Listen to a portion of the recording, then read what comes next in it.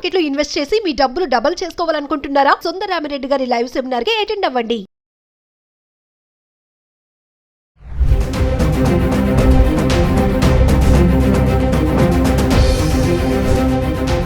Hi hello నమస్తే, welcome back to Suman TV. ప్రస్తుతం మనతో పాటు ఉన్నారు certified astro business coach Javeria గారు. నమస్తే మ్యామ్. నమస్తే నవీన గారు. మేడం, మనం గోల్డ్ అండ్ సిల్వర్ డైలీ మనం ప్రైసెస్ గురించి మాట్లాడుకుంటున్నాం. ఎందుకు పెరుగుతుంది, ఎందుకు తగ్గుతుంది? మరి ఇప్పుడిప్పుడే వాణిజ్య యుద్ధ భయం నుంచి అందరూ బయటకు వస్తున్నారు. సో భయాందోళన తగ్గే క్రమంలో ఈ బంగారం ధరలు అనేవి తగ్గుతున్నాయా, పెరుగుతున్నాయా? ఈ రోజు ఎలా ఉంది ధర అంటే ఒకసారి? ఈ రోజు కంటే కూడా నవీన గారు నిన్న చూసుకుంటే, అంటే ఓవరాల్ గా మార్కెట్ చూసుకుంటే 3400 తగ్గడం జరిగింది అనమాట. ఒకేసారి జస్ట్ బ్రేకింగ్ న్యూస్ అంటూ కుప్పకూలిన బంగారం ధర అనేది చూసాము. సో ఇవాళ కాస్త పెరిగింది. యాక్చువల్లీ హైదరాబాద్ రేట్ చూసుకుంటే, మన తెలుగు రాష్ట్రాల్లో చూసుకుంటే జస్ట్ ఒక 15 రూపీస్ అయితే పెరిగింది అనమాట పర్ గ్రామ్కి.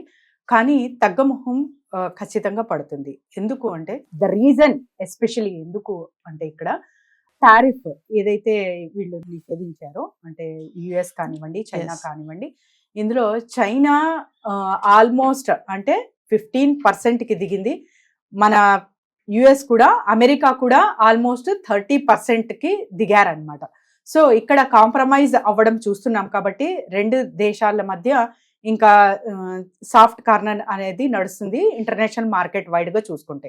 ఇంకా ఓవరాల్గా ఎందుకు ఈ ప్రభావం, దీని వల్ల కూడా మనకు బంగారం ధరలో అంటే మార్పులు చూస్తున్నామా అంటే ఖచ్చితంగా చూస్తాం అనమాట.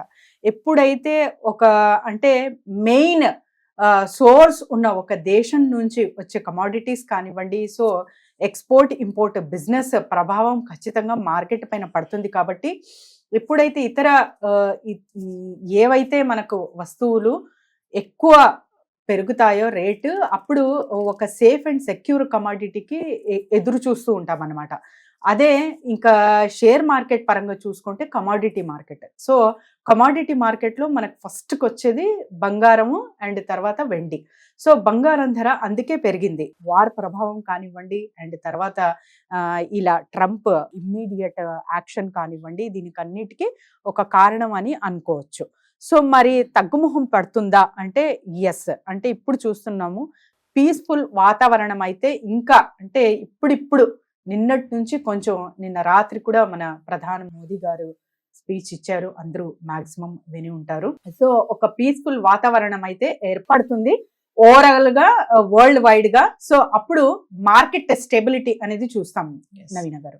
సో ఎప్పుడైతే మార్కెట్ స్టెబిలిటీ చూస్తామో బంగారం ధర కూడా మెల్లగా తగ్గుముఖం పడుతుంది. ఎందుకంటే అన్ని వస్తువుల పైన కూడా మనకు రిటర్న్స్, మనం పెట్టే ప్రతి రూపాయికి కూడా మనకు మంచి రిటర్న్స్ ఎక్కడైనా వస్తుంది అంటే ఖచ్చితంగా ప్రతి ఒక్క ఇన్వెస్టర్ కూడా అటువైపే మొక్కు చూపిస్తారనమాట. సో ఎక్కడ లేని చోట ఫస్ట్ బంగారానికే చూస్తూ ఉంటారు. సో అలాంటప్పుడు మనకు ఇక్కడ ఈక్వలెన్స్ అనేది వస్తుంది. కాబట్టి ఇంటర్నేషనల్ వైడ్ గా బంగారం తగ్గుముఖం పడుతుంది అనేకి ఒక ఛాన్స్ ఉంది. జవేరియా గారు, నిన్నటికి ఈ రోజుకి కంపారిజన్ ప్రైసెస్ ఎలా ఉన్నాయి ఒకసారి చూద్దామా చార్ట్? ఎస్, అబ్సల్యూట్లీ నవీన గారు. సో నవీన గారు, నిన్నటికి ఈ రోజుకి చూసుకుంటే ఇక్కడ 24 క్యారెట్స్ పైన 16 రూపీస్ అయితే పెరగడం జరిగింది. నిన్న చూసుకుంటే 9546 రూపీస్ ఉంటే ఇవాళ 9562 రూపీస్ ఉంది నవీన గారు. మరి 22 క్యారెట్స్ సంగతి ఏంటి అంటే 15 రూపీస్ పెరిగింది. నిన్న 8750 ఉంటే ఇవాళ 8705 రూపీస్ అయితే చూస్తున్నాము. మరి 18 క్యారెట్స్ ఎలా ఉంది అంటే కూడా ఇక్కడ కూడా 13 రూపీస్ అంటూ పెరగడం జరిగింది. 7000 ఆల్మోస్ట్ ఉంటే నిన్న, ఈ రోజు 7172 రూపీస్ అయితే చూస్తున్నాము. ఓవరాల్ గా చూసుకుంటే దిగింది. కానీ ఎస్పెషలీ హైదరాబాద్ మార్కెటే, ఎందుకు అంటే బ్యాంక్స్ ఇన్వెస్ట్మెంట్ కానివ్వండి, డిమాండ్ పరంగా కానివ్వండి ఇక్కడ ఎక్కువ ఉంది. కాబట్టి సో కొంచెం పెరగడం అయితే, కొంచెం ప్రైస్ రైజ్ అవ్వడం అయితే గోల్డ్ లో చూస్తున్నాము Hyderabad market. Coming to silver madam, silver ఏమైనా తగ్గిందా? సిల్వర్ ఒక్కసారి చూద్దాం. బంగారం కంటే ముందుంది సిల్వర్. అవును, ఏమైనా తగ్గింది అనుకోవచ్చు. సో సిల్వర్ కూడా కాంపిటీషన్ గా, అంటే బంగారం ఎటు వెళ్తుందో సిల్వర్ కూడా అటునే సేమ్ దారి తన వెనకాలే నడుస్తుంది. కాబట్టి సో ఒక్కసారి చూద్దాం నవీన గారు. సో సిల్వర్ చూసుకుంటే గ్రామ్కి ₹1 అయితే తగ్గింది. అంటే ఆల్మోస్ట్ మనకు తులానికి 100 రూపీస్ మైనస్ అవ్వినట్టు. సో నిన్న గ్రామ్ చూసుకుంటే ₹110 ఉంది, ఈరోజు ₹109.